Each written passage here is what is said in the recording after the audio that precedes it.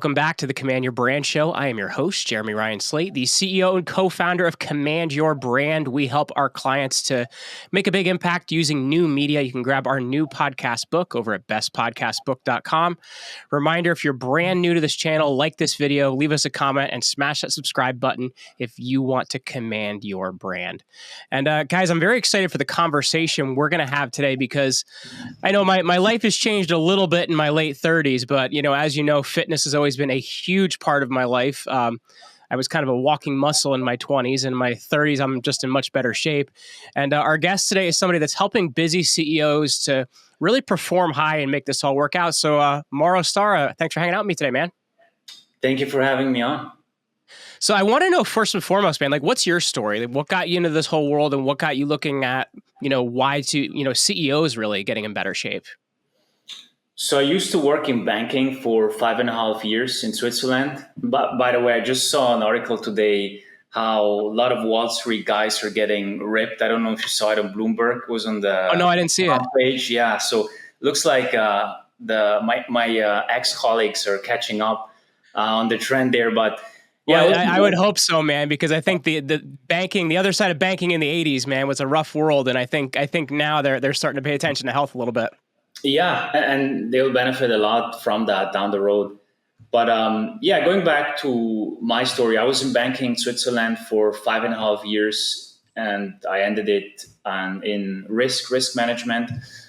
And I was working out on the side to transform my own health. And eventually, as I started building online businesses and training people in person and advancing my career, I was ultimately chasing wealth at the expense of my health, burned myself out, had a lot of issues with my heart, and I fixed it. And as I fixed it, I saw that, hey, there's an opportunity. A lot of guys, a lot of times senior to me, my ex-colleagues, are having the same issue. And one-on-one went together with the training I was doing in person, where I moved it online and started serving a lot of my really ex-colleagues, CEOs, executives all around the world.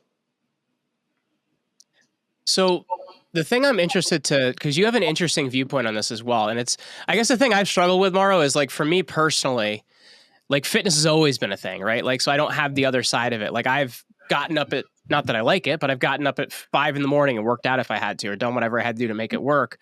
And I guess the other side of that, what makes someone start making it a priority? Because like I said, for me, it's always been a priority, but what do you think starts making someone that wants to be a high performer, how do they make it a priority? Great question. There are like 2 types of people or archetypes in the fitness industry. From what I've found, there's the fat kid, always been fat, never been in shape, has been battling with his weight entire life. And then there's the ex-athlete, used to be in shape. Then that was me. I'm the wrestler. Like I was a wrestler my entire life, and it just like I just kept doing the same things. I guess that wasn't the used to be in shape part. I've just always been in shape. That's good. But yeah, basically ex-athlete, used to be in shape, great shape, and then lost track there. And depending on which archetype we take, they have different reasons. Usually the fat kid will yo-yo diet over and over again. And I'm not saying that in a judgmental way. That's just the reality, how it is for a lot of guys like that, or a lot of people like that. And eventually they'll get to a point where enough is enough. They have to draw the line in terms of health issues, heart, liver, whatever that is. And that's what the catalyst is for them. Where the ex-athlete is a little bit different, usually a little bit of a bigger ego, has always been the guy among peers. And from my experience there, it's usually either kids or spouse that makes a nasty comment, and that's what gets them back into shape, right? So one is more driven by maybe internal changes in the sense of health, and the other one's like, oh, I'm not anymore perceived as that cool guy. I've lost a little bit of my drive status there. You know what's interesting, because with the second one, I do think it's because I talk about professional athletes a lot, and I think when you look at it, I think sometimes being the best at what you do can actually be a hamper because you take that for granted, right? So you don't improve in a lot of ways. And I guess when you look at it, how important is the right mindset when looking at, improvement and becoming better? It's part of the game, very important. I think some people overemphasize it. It's like mindset all the time. And while I do think it's an important piece of the puzzle and a key foundational element, I also think that if you have good systems in place, you don't need a very strong mindset. And that's what I'm a fan of. Not that we don't work on the mindset with clients or even Sure. for myself, very important, but how can we set systems in place that are so automated, so easy to follow, that we don't need a lot of motivation, rah, and a lot of mindset work. So let's take brushing your teeth. You don't need a lot of mindset work there. You just get up, do it, and you do it every day without a lot of effort and thinking. And so if we can plug and play certain systems, then it's much easier and we rely less on the whole mindset section there. No, I agree with that. It's fun. I was laughing a little bit when you talk about brushing your teeth. I have a 5-year-old and a 3-year-old, and the 5-year-old's very good at brushing her teeth. The 3-year-old still bites the toothbrush when you're trying to like help her brush her teeth. Eventually she'll learn. But I guess looking at it then, what are when you look at systems, like what are some of those basic systems that like we should have in our life to handle that? Because I agree with you. I think that I'm a creature of routine. I do pretty much the same thing every single day, and it served me very well. And I guess for you, what are those systems? It will vary depending from person to person, meaning let's have a look at someone's lifestyle and then adjust the system there. So, for example, we have a dentist that's one of our clients, and he will be sitting all day long, leaning over patients. Very different system than a real estate investor that's always on the go. But if we look at it from a general perspective, I'm sure you've heard the saying, win the morning, win the day. I don't think that's necessarily true. I think win the evening, win the morning, win the day. Because if your evening or nighttime routine isn't that great, then you can have the best morning routine, but you'll just be tired and so on. So I think making sure that that nighttime routine is in place, like what you do the last 2 to 3 hours before bed, that you get a really solid night of sleep. And then in the morning, it's much easier to get out of bed, be ready, hit go. And that's where the second point would be like, how can you get certain things done before work? So you and I know it, and a lot of entrepreneurs and business owners, specifically when you have a team and a family, like there's so much shit on your plate that you have to take care of. And so when you plan, let's say a workout or to do an activity for your health during the day, very hard to always be consistent there because something can happen and all of a sudden you have to move it. But if you do it before you go into war, before the battle starts, you can knock it out. And so that's what we've seen with a lot of like 80% of our clients get, let's say, a workout in the morning, a walk in the morning, get those key things done in the morning and maybe a few the night before. And that will take care of a lot of things in your daily routine automatically, and you'll be more consistent. I think that's really important too, because for me, it's my kids are usually up at like 6:30, 7 o'clock, and it's our days are crazy, man. Because I'm doing a lot of media, I'm running a company, so it's like I'm quite busy, and though my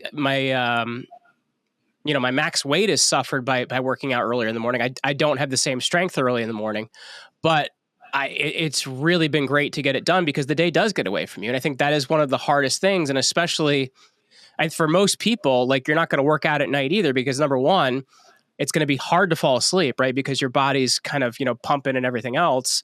And then number two, like if you got a family, you got dinner and everything else. So it might stink, but it does make more sense first thing of the day.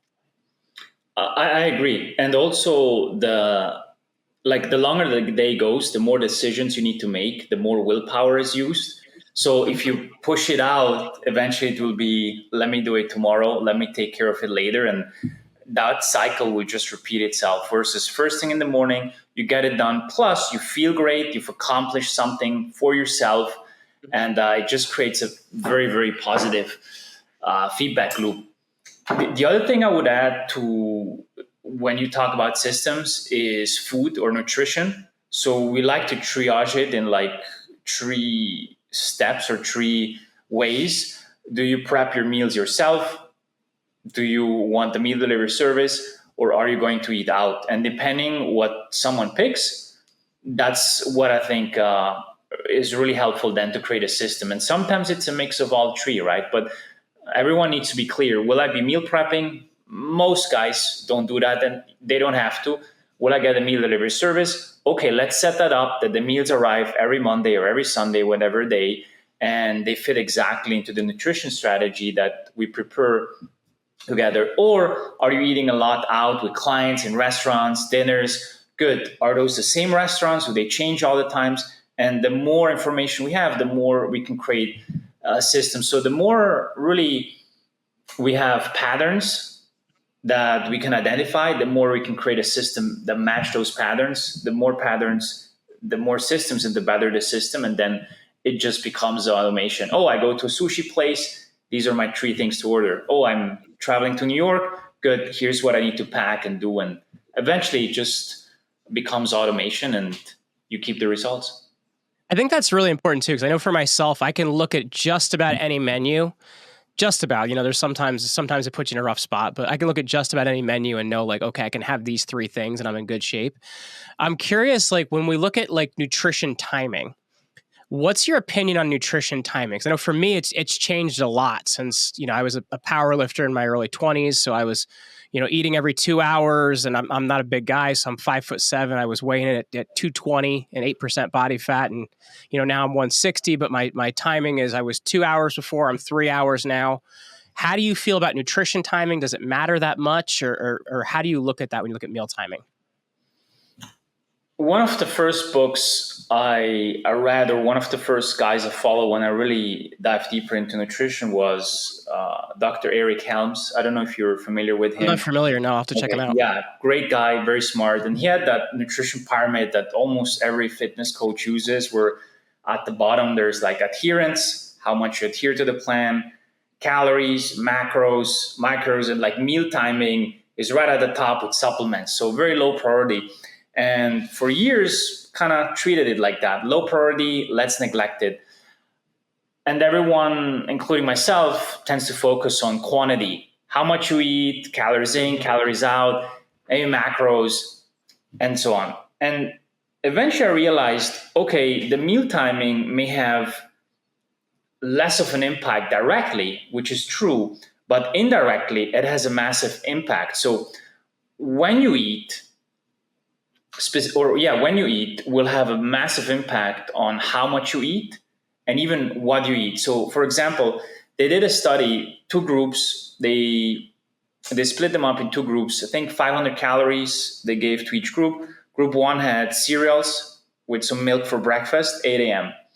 And group 2 had steak and eggs, also at 8 a.m. While group 1 with the cereals, they got hungry again at 10 and they wanted to snack and eat something. And group 2 with the steak, they got hungry at 2 p.m.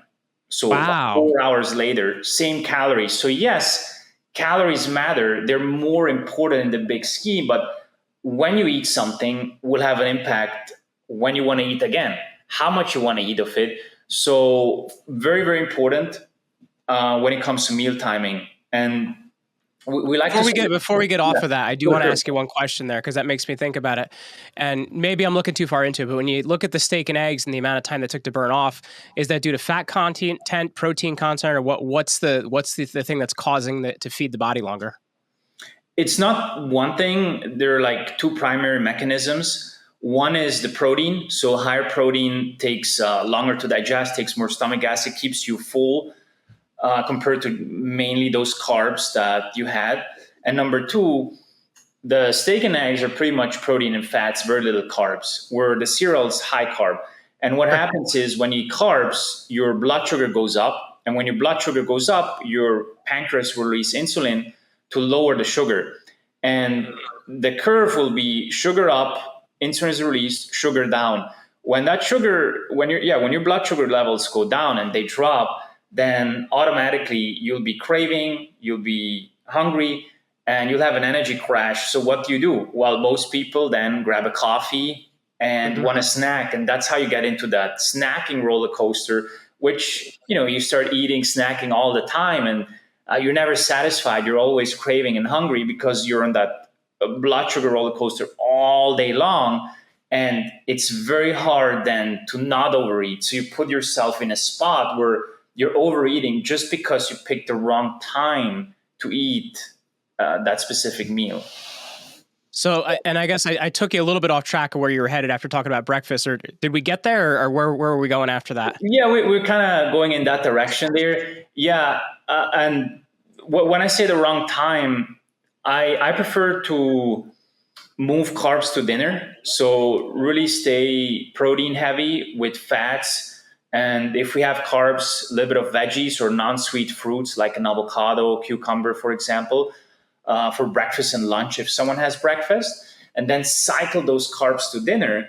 And that will keep your blood sugar levels stable. So mental energy, mental clarity, performance is very high during the day, and no cravings, no hunger. So you can eat less naturally, not by force, and you produce more at work because of that.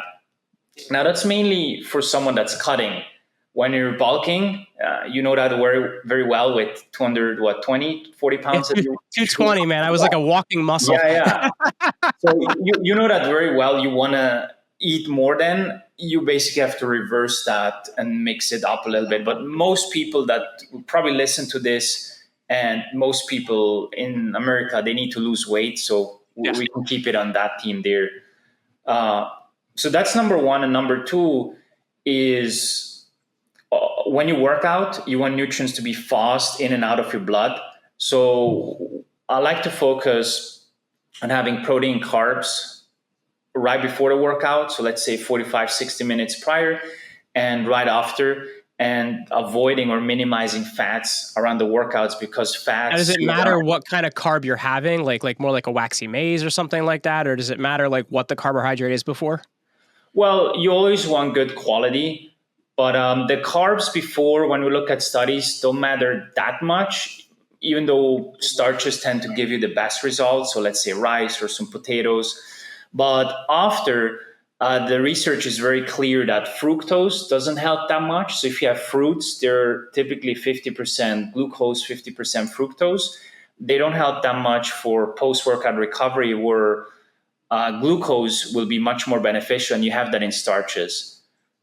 Yeah, but basically, the more we can time the carbs and lean proteins around the workouts and avoid fats there, the more we optimize that cycles. And those are the two cycles I see. So are you lifting on this day? Yes or no? Good. Your nutrition will change slightly. Is it a non-lifting day?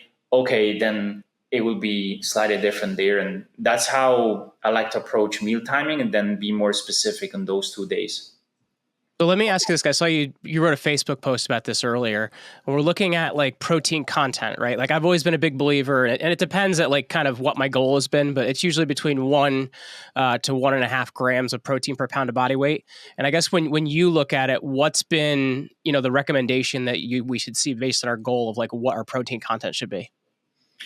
Most studies show around 0.8 grams of protein per pound of lean body mass. So let's say someone is 250 pounds, but they're overweight or obese, and their lean mass is 180 or 200. That will be the number we want to calculate, and not the 250, right? Right. Now, with all that said, what we do with clients is we get in blood work. And that helps us also identify how they're digesting protein. Are they breaking it down? Because that also plays a role. Typically, as you get older, you need more protein per meal. So bigger portion of protein per meal. And typically, you have less stomach acid. And the labs would show it. And then that needs to be addressed there as well, right? Where maybe we can go up a little bit more with the protein as someone gets older, play with digestive enzymes and amino acids. And the reason I bring those up is it's not just about protein and chasing those numbers. It's also, are you absorbing it? Are you utilizing it? What types of protein are you getting to get all the amino acids in, right? So if someone has a very one-sided way of eating, let's say vegetarian or vegan or even just chicken, well, you're missing out on certain amino acids. And if you're not getting them in via diet, then you will be still deficient there, even though you're hitting that protein number and the sweet spot, because it's not just protein. It's really your body will break down the protein into amino acids, and that's what is then the raw material that the body uses. And I guess when we're looking at that blood work, that was actually my next question. And when we look at the blood work that, you're doing with clients, I guess what biomarkers are you looking for, and what things does that kind of help you in guiding the process with a client? So we look at 95 biomarkers right now. We've increased them over the years. Used to be like 3, 4 in the beginning, and more is not always better, but in this case, more data does give us more insight. And we look at sugar, so blood sugar, liver function, kidney, which has also protein numbers in there, thyroid function, sex hormones, so testosterone, estrogen, DHEA, white blood cells, red blood cells, so organ function, sugar, lipids, metabolism there. And that gives us a big picture overview of someone's health markers, organ function, and hormones. So like 3 main categories, and see where they're deficient at and reverse that with lifestyle habits, lifestyle changes, diet, and supplements. And also adjusting the macros and the strategy and the plan there based on that. So let's say someone has, very high glucose, A1C is high, very insulin resistant.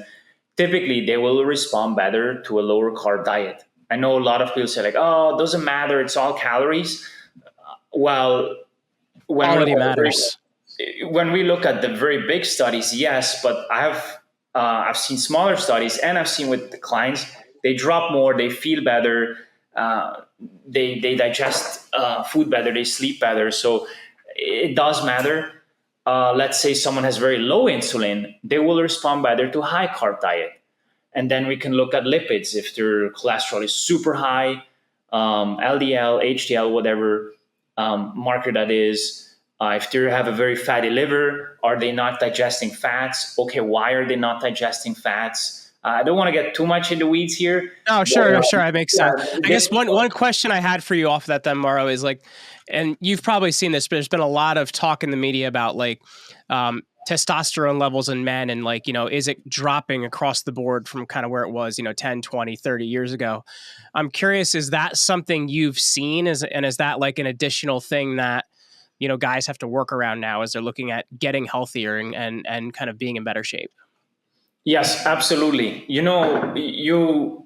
may never think so. And I was shocked when I started seeing those patterns, but we have guys that are 60 plus. They have higher levels of testosterone than guys who are in the program who are 30. It's wild. Yeah, is it like plastics and what is it? And like, it's not that the guy with 60 is ripped and the other one is obese. Like, they can come in at the same body fat. And also when both get 6-pack lean, they both have the same outcome, same body fat, similar habit. The guys 55 plus 60, not all, but a lot of times have higher natural levels of testosterone. And I was shocked when I first saw that. Yeah. Yes, to answer your question, yes, it's a very big thing, and that decline is just massive. How it has dropped over the years, and I'm sure your next question would be why, right? Well, there's the why and then the what. Like the why and then the what do you do about it? I guess why is it like the plastics and the food quality and stuff like that? Because I know like I just got back from 10 days in France, right? And there's a lot of foods I can eat in Europe that don't bother me, where I can eat those same foods here in the US and they'll bother me, right? Like I'm not typically somebody that's going to have a lot of bread, but in Europe, because the gluten count is different in the bread, I can have bread there and it's great. So is it food quality? Is it environmental? Like, what's causing it? I've done a lot of research around it and spoke with some very highly respected doctors as well in the field. So Dr. Gordon, he was a few times on Joe Rogan. I think he's the former, like a decade ago, he was the former doc of Joe. And if we prioritize it or if we rank it like from highest to lowest, he gave me that list. I've had others. I've seen my own findings. I would say sleep is the number one. Like sleep has, from what I've seen, had the biggest impact on my own testosterone, on clients in a lot of research. Just one night of sleep, for example, that you had one night of bad sleep. Let's say bad sleep is counted as less than 5 hours. Will drop your testosterone levels by 10 to 15%. One night, right? So Wow. sleep, number one. Number two, I would put food quality. Kind of goes in what you said. When I say quality, I don't just mean organic. It's getting in the micronutrients that are some of the cofactors for testosterone production. So Well, that even has to do with how you cook food, right? Because if you look at like people using a microwave, for example, a microwave a lot of time denatures food, right? And it'll actually degrade a lot of the things in food. yes, yeah. Well, if we look into that, then it will just quantify that even further. But yes, also if you heat it up too much, like if you keep it raw, I'm not saying you should eat everything raw, but if you keep it raw or even like meat, like medium rare, you keep more B vitamins versus if it's well done, right? But yeah, food quality, getting in those micronutrients that are cofactors for testosterone production. So the basic ones, zinc, magnesium, but also boron, for example, that you get in there. Vitamin A, that's a little bit more rare to find in your diet. Stress, I would rank at number three. Cortisol plays a big role in terms of testosterone production, which is if you're in fight or flight, your body has no urgency and sense to reproduce. So getting out of that fight or flight state is key. And in today's world, we have that a lot, right? Stress, man. Like we have people are stress junkies right now, and that's something that you've really got to. Life just moves too fast, I guess. A lot of times. Yeah, it's a lot has changed over the last 50 years. But yeah, stress number three, then food quantity, being overweight, excess weight. Not always, but for a lot of guys, it will make a difference where the excess weight causes excess estrogen. You convert a lot of your testosterone into estrogen. So reversing that will lower the estrogen, increase testosterone, free testosterone. Um, then we have vitamin D that we could put in there. We could also put in the food quality, but you don't really get that from. He's an interesting one because I feel like I've read a lot of Dr. Berg's work on this, and he talks about most people are very actually vitamin D deficient. Like just most people out of the box are vitamin D deficient. Yeah, about 90% of labs I see, they're always deficient in vitamin D. And it's funny, I have a lot of clients in California and Florida. They're out in the sun all the time. Like, how is it possible that I'm deficient? I've got a nice tan, I'm out. And what a lot of people don't know is the sun needs to be at a 35-degree angle for you to get the vitamin D. There's a cool app, it's called D Minder. So D Minder, you can check out the app and put in your blood work, where you live, and it tells you at what times during the day you get in vitamin D. So when I put it in, and I used to go a lot, like to the beach or for a walk at like 3, 4 p.m. Well, the app showed me 10:30 to 2 is when you get your vitamin D. And it's like, I'm like maybe 1 hour, 1.5 hours outside at the sun, but I'm also deficient because I'm at the wrong times outside, right? So Interesting. not just meal timing, but sun timing also matters. That is one there. And then, yeah, the microplastics play a role, but also all the products we put on our skin, so shampoos, deodorants, um, really anything in our household, plastic bottles, BPA, right? Plastic. So, like these days, you see a lot of plastic bottles and underwear. If you get it, or even shorts, BPA free, because there's some evidence that BPA can lower testosterone. I would not put it as the first thing. I think we have other priorities. But if someone has optimized everything and their testosterone is still not there, then I would definitely go down that rabbit hole. and optimize Because I that. think it's interesting because you can look at a lot of people and you can say, okay, I can see based on your body shape, there's probably there's some dietary issues, but I can see there's some hormonal issues going on based on what your body looks like. So I think for a lot of people, like balancing hormones can actually do a lot. Absolutely. Yeah, it's a very foundational piece of what we do, and I'm a big believer in that because you can give someone the same plan, but if their hormones are out of balance, then they will have slow results. They will still get results, right? Sure.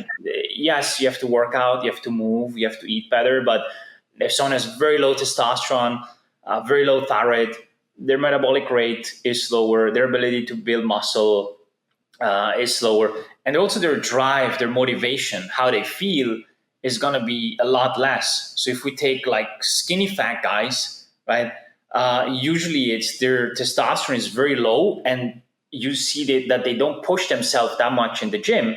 It's like, of course, because their drive and output is not as high, and now you optimize their testosterone, then they start pushing themselves more. So it creates that positive feedback loop. They push themselves more, testosterone goes up even more. Now they push themselves even stronger or harder, and it creates that feedback loop. But seeing those patterns and details is very important. If someone wants not just okay results but elite results, then I think they can't just leave out or ignore their hormones and what is going inside their body. Absolutely. Well, Mauro, I've really enjoyed this conversation. For people listening, if they want to follow you, if they want to find out more about what you're doing, where's going to be the best place for our listeners and viewers to go? So I'm on Facebook and Instagram and social media. You can just type in my name, Mauro Stara, and you just find me there, Six Pack CEO. And those are like the two most common places where I put out my latest content. So Facebook and Instagram. Very cool. Well, Mauro Stara, thank you so much for hanging out with me today, man.